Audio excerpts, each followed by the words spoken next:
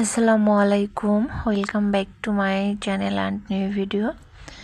সবাই কেমন আছেন? আশা করি যে যেখানে আছেন ভালো আছেন। সবাইকে জুমা মোবারক।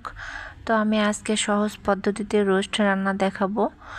সব সময় তো বাইরের ভিডিও দেখাই, আজকে একটু রান্নার ভিডিওটা ভালো মতো দেখাই। তো আমি আজকে লেগ পিস দিয়ে রোস্ট রান্না করব। তো নিয়ে নিয়েছি আমি এখানে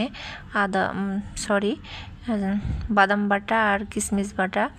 এখানে নিয়েছি তেজপাতা, দারচিনি, সাদা এলাচ। তো এইখানে গরম তেলে আমি পেঁয়াজ দিয়ে দিচ্ছি। পেঁয়াজগুলো আমি সুন্দর মতো ব্রাউন কালার করে ভেজে নেব। যেহেতু আমি বেরেস্তা দেব না, টক দই দেব না, আমি এজন্যই বললাম যে সহজ পদ্ধতিতে বাসায় যা থাকে সেটা দিয়েই। আর রোস্টের মশলাটা আমি কিনে নিয়ে এসেছিলাম সেদিন। তো টক দই যে লাগবেই রোস্ট রান্না করতে, এটা ভুল কথা। আমি আজকে টক দই ছাড়া রোস্ট বানিয়ে আমি দেখাবো। তো এই যে আমি দিয়ে দিয়েছি পেঁয়াজটা, সুন্দর করে আমি ব্রাউন কালার করে নিচ্ছি। এ পর্যায়ে দেব আমি আদা, রসুন, পেঁয়াজ বাটা। তিনটা বাটা আমি একদম একসঙ্গে করে রেখেছি, আমি সুন্দর মতো দিয়ে দেব। আমি পরিমাণ মতো করে সব নিয়ে নিয়েছি, 1 টেবিল চামচ করে। তো এই যে এইখানে আমি মশলা দিয়ে নাড়াচাড়া করতেছি। মশলাটা কিন্তু একটু ভালো করে কষিয়ে নিতে হবে, তারপরে রোস্টের মশলাটা দিয়ে দিতে হবে। আর এই দিক থেকে আমি দিয়ে দিচ্ছি বাদাম বাটা, কিশমিশ বাটা। আমি কিন্তু রোস্টের মশলাটা দিয়ে দিয়েছি আর 4টা কাঁচামরিচ দিয়েছি। কাঁচামরিচ কিন্তু কাটা যাবে না, তাহলে বেশি হবে। তো একদম আমান দিয়ে দিবেন, দেখতে একটু সুন্দর লাগে। তো আমি দিয়ে কষিয়ে নিচ্ছি, একটু পানি দিয়ে কষাবো।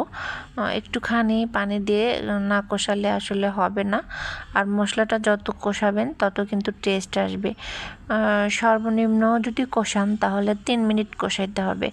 তো এই যে আমি ভালো মতো নাড়াচাড়া করতেছি।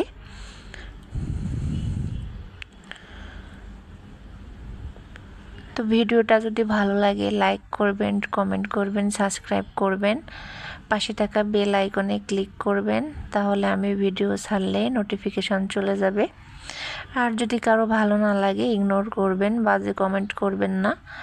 আমি আমার শখ থেকে চ্যানেলটা চালাই, আর আহামরি এমন কিছুই দেখাই না। আমি আমার প্রতিদিনের যে লাইফস্টাইল, ছোট্ট এ জীবন, ছোট্ট জীবনে আমার যা ছোট ছোট কিছু করি তাই ভিডিও করি। তো এদিক থেকে দিয়ে দিয়েছি আমি 3 টেবিল চামচ টমেটো সস। আমি একেবারেই সব দিয়ে নাড়াচাড়া করব। তো ভাজা লেগ পিসগুলো আমি দিয়ে দিচ্ছি। সব সময় তো রোস্টের যে সাইজের মাংসগুলা সেগুলাই কিনে আনি।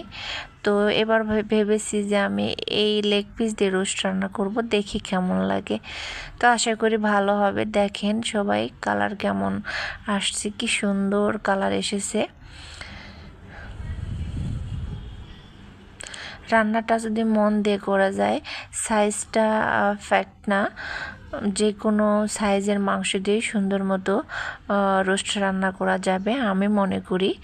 তবে রোস্টের যে পিসটা ওইটা দিয়ে রান্না করলে সুন্দর দেখা যায়। এই আর লেগ পিসটাই প্রথম আমি রান্না করতেছি। যাই হোক, তো দুধ দিয়ে দিলাম 1 মগ পানি দেব, দিয়ে কষাবো।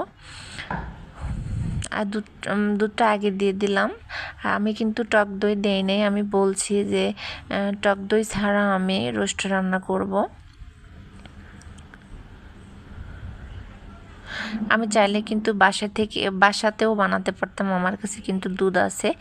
তারপরে আমি টক দই ছাড়া আমি রান্না করতেছি, দেখি কেমন হয়। এই যে পানি দিয়ে দিলাম, 1 মগ পানি দিয়ে দিলাম। তো সুন্দর মতো এখন আমি ঢাকনা দিয়ে ঢেকে দেব।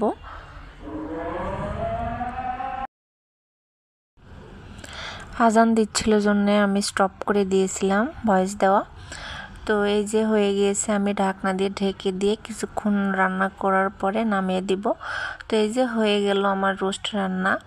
এই যে লাস্ট ফিনিশিং, এই যে সুন্দর একটা কালার এসেছে, অনেক সুন্দর। আমি যেহেতু খাওয়ার পরে ভিডিওর ভয়েস দিচ্ছি, তো অনেক টেস্ট হয়েছিল। এভাবে রান্না করে কেউ খেয়ে দেখবেন, যদি ভালো লাগে তাহলে সেদিন বলবেন যে না ভালো লেগেছে। তো আমি, আমার বাচ্চারা সবাই খেয়েছে, তারা খেয়েও বলছে আম্মু অনেক টেস্ট হয়েছে। তো এই যে আমার সহজ পদ্ধতিতে রোস্ট রান্না করার ভিডিও আমি শেয়ার করলাম। তো সবাই ভালো থাকবেন, যে যেখানে আছেন সুস্থ থাকবেন। আল্লাহ হাফেজ।